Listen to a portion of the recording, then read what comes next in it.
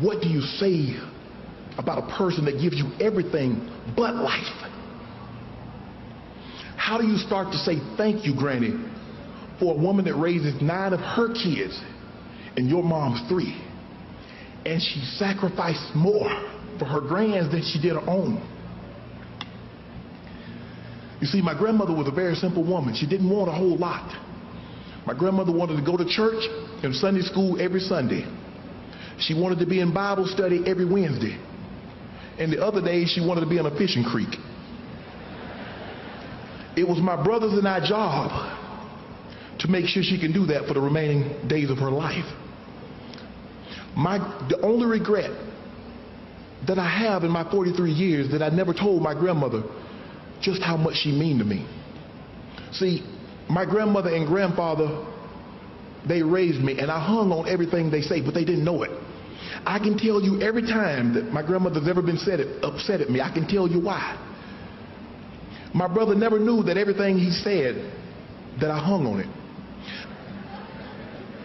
I remember getting ready to go to Savannah State with those 2 brown grocery bags in 1986.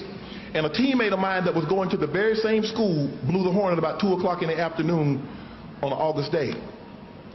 My sister was laying on the couch. My grandmother was laying in the room, and she could see me as I was getting ready to leave, but my grandmother never got out of bed.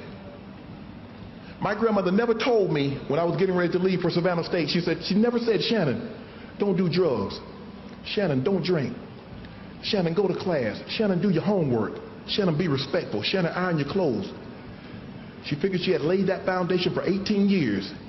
A 10-minute speech wasn't going to work now.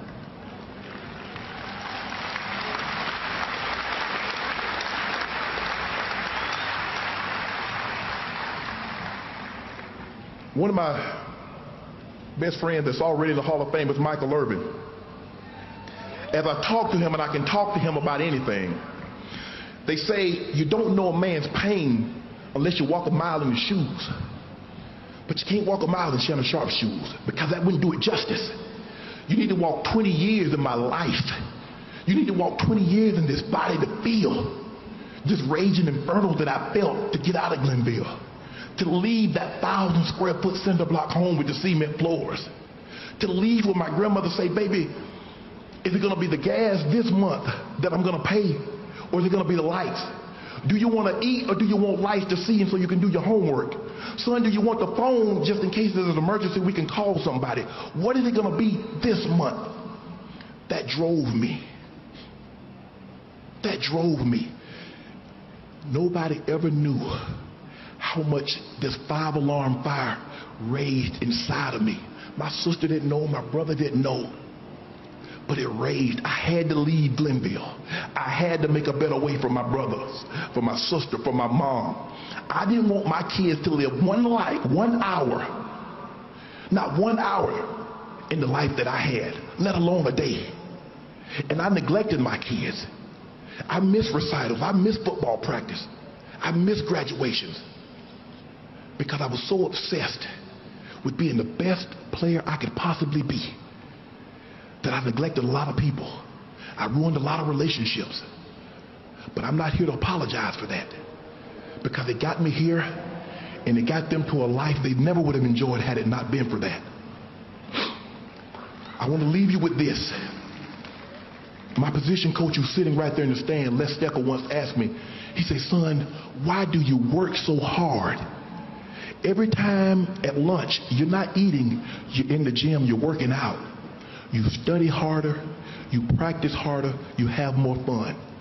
I said, Les, I never want to eat cold oatmeal again. I said, you don't know what it's like, Les, to grow up like I grew up, to eat the animals that I ate.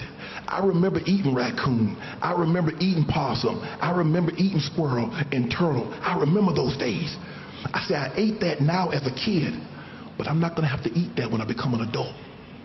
And the one story I want to leave you with, to tell you why I became this person. When I was 12 years old, I told my mom, I said, Mom, I'm going to have some money one day, and I'm going to buy you a Mercedes, and I did. When I came and I asked my grandmother, I said, Granny, what do you want? She always called me her baby. She never called me by my name. I said, you want me to buy you a car and teach you how to drive. She said, no, son, I don't want that. I said, Granny, do you want jewelry? She said, no, son, I don't want that. She said, son, I want a decent house. And I'm thinking, I said, well, my grandmother wants 7,000 to 8,000 square feet. But then I knew my grandmother, knowing her like I know her, after pausing for 5 or 6 minutes, I said, Granny, what is a decent home? And I remember it like yesterday, and it was 30 plus years ago. She said, son, I want a decent home. And her words verbatim is, she said, son, I want to go to bed one night. And she said, I want God to let it rain as hard as he possibly can. And I want him to let it rain all night long. And she said, I want to wake up and not be wet. That's a decent home for my grandmother. That's all she wanted.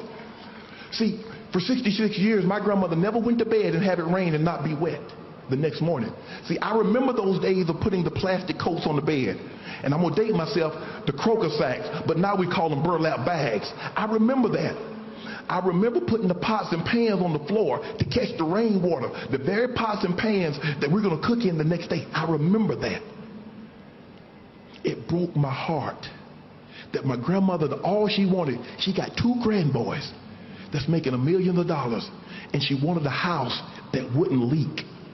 That's all she wanted. That's all my grandmother wanted. For 2 boys that's making millions, and all you want is a decent house, you want to go to bed and not get wet when you wake up. That's what drove Shannon. That's what got me here.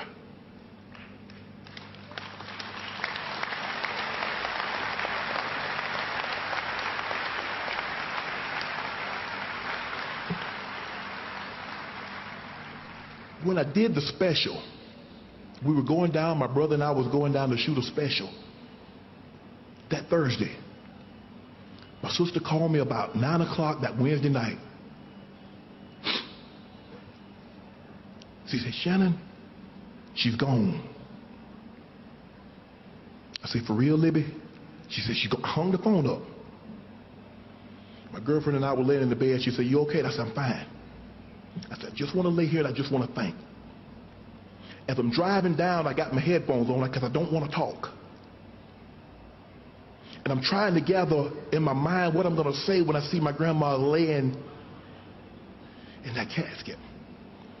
And before I did the interview, I remember going by King's Funeral Home that had my grandmother's body, and I rubbed her head. My sister had her hair braided, and I rubbed her head, and I already knew what she would want.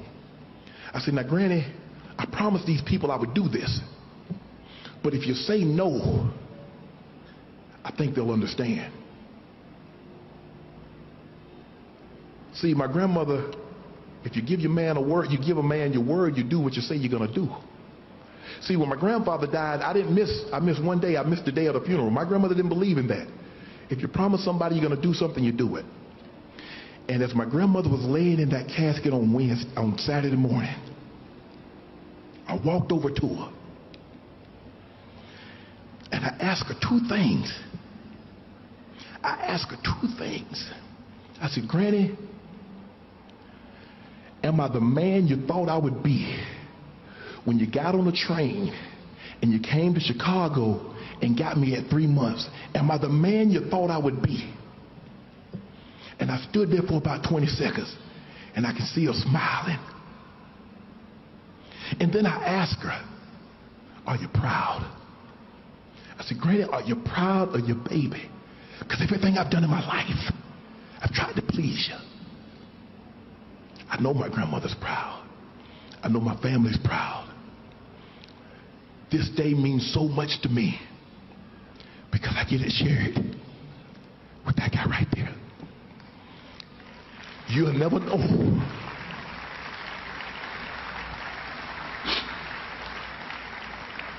When he put that jacket on me last night, there's 2 people in this world knew what we were thinking. There were 2 people in this world knew what we felt at that very moment. And we felt it at the very same time. Guys, I'm so honored to be a part of this. I'm so honored You don't know what this means to me.